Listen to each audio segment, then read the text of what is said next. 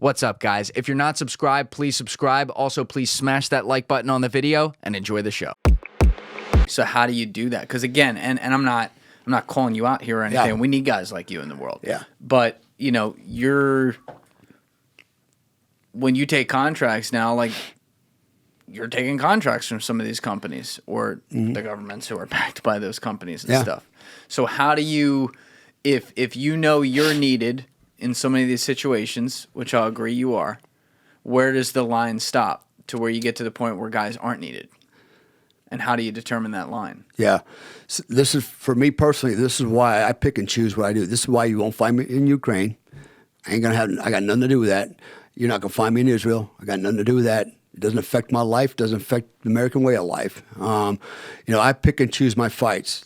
The stuff I've done, you know, if I'm going to kill terrorists, I'm okay with that because they're never going to abate, and all I can do is become a speed bump for them, you know.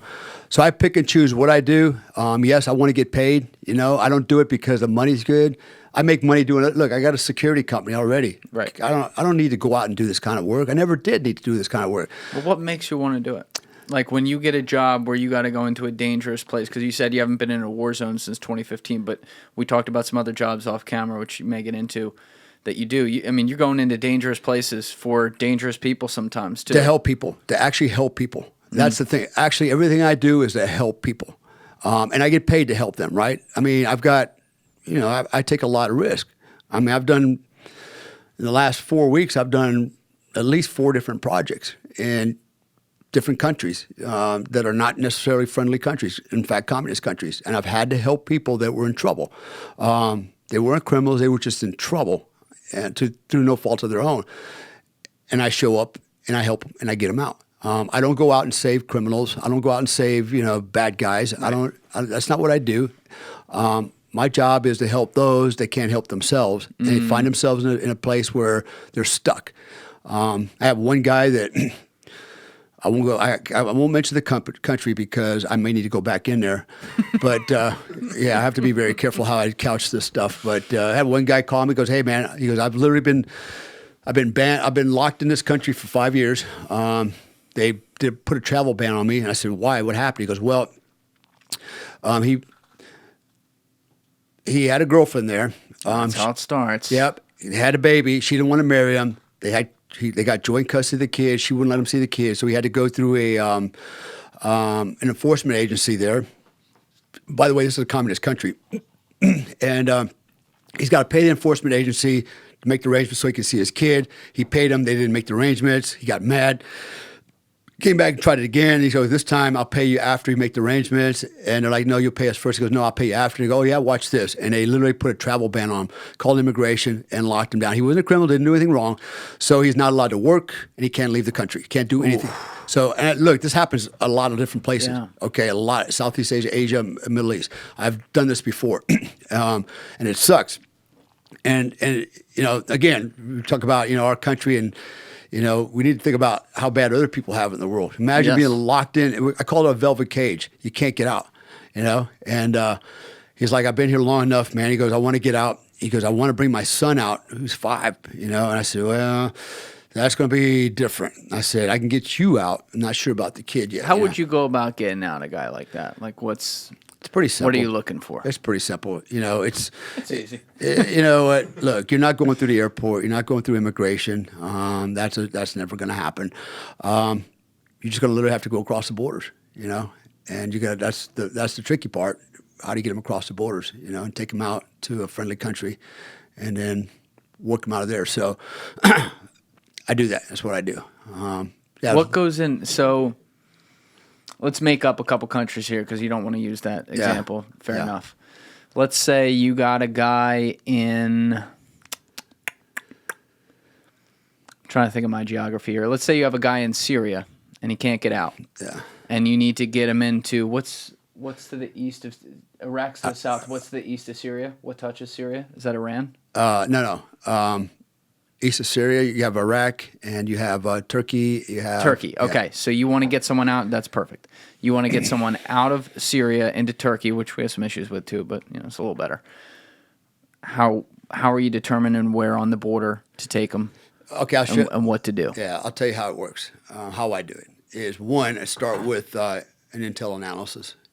So I look at the map studies and I look for potential crossover points. I look at border checkpoints. I look at things like trafficability, population densities. A lot of things you have to consider, right?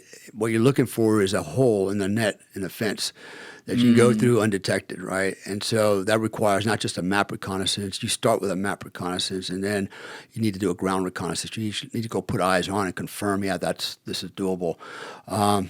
It starts with that, and then it goes to developing a plan, right? Which the plan can be pretty detailed in that, you got to have a cover story, cover for action, cover for status. Why are you here and what are you doing? Oh, I just came out here driving around the desert just to hang out, or I'm in the what's the word I'm looking for? I'm in a public park in the jungle just looking at the monkeys or something, right? That actually happened to me. That actually happened one time. We were actually being tracked. We had a tracker on our car, didn't know it, and we're going up north to the border, and luckily there is a park there, and it's all jungle, and we get the guy that I have with me is getting a text message. He goes, "Hey, are you guys going to the border?" Oh shit! How did I know that, right? So yeah, to find out. Oh God, we got a tracker on us, So now we got to figure out. Okay, what's the plan for that? So. I do what's called false insertion. So I drive down different roads in different directions, do loop-de-loops, turn around, park the car for a while, go to a restaurant, and oh no, we're going to go up here and meet some chicks, and whatever, right? So everything is, so if anybody is tracking you, which they are, like on a GPS and a map, then, it's like, these guys are idiots. They're all over the place, what are they doing? Just driving around randomly, but somewhere in that process, you drop off your customer, and you point him in the right direction, or you take him across, you walk him across, walk him to where he's got to go. But then is it on them at that point? Sometimes it requires more, but usually the goal is to get them free, get them to where they can get to an embassy, and whether it's an American or whatever embassy that whatever nationality are, so they can get to the embassy, go, hey man, this is what happened to me, passport's burned, lost, whatever, compromised, and can I get a temporary passport to get out, and go home? So a lot of times, some people are, they understand that. It's like, yeah, roger that, you're American, we're going to help you. And actually, there's sometimes and this happened to one of my clients not too long ago, it's like, Karen, right, they're everywhere, Karen, like, oh my God, that's illegal what you did. You can't do that. It's like, bitch, I was locked up for 5 years in a country I couldn't get out of for doing nothing wrong but want to see my son, And you're worried about it being illegal? And she's chewing him up and down, And Jesus Christ, Jiminy, And so I'm the opposite of that. I'm like, dude, I'm going to help you get out of there because I'd hate to be in that situation myself too, And do you talk with a potential client like that on open email? No. I was going to say, no. How are they contacting you? No, we use different, there's all kinds of proton mail and all kinds of But stuff. how do they know where you are? Is it usually someone that's connected to you?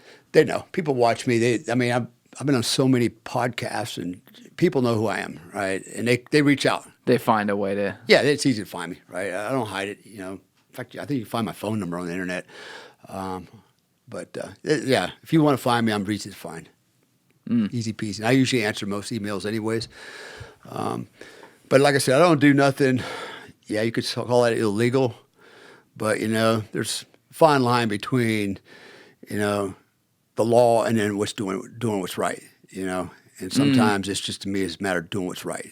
And there's several guys I know that are in this boat in different countries, and it's not right. They haven't seen their family, their children in years, not because it was their fault, just because of circumstances, the way it fell out, they got caught in it, Thank you for watching the video, guys. Please hit that subscribe button and check out this clip's full podcast episode by clicking here or in the description below.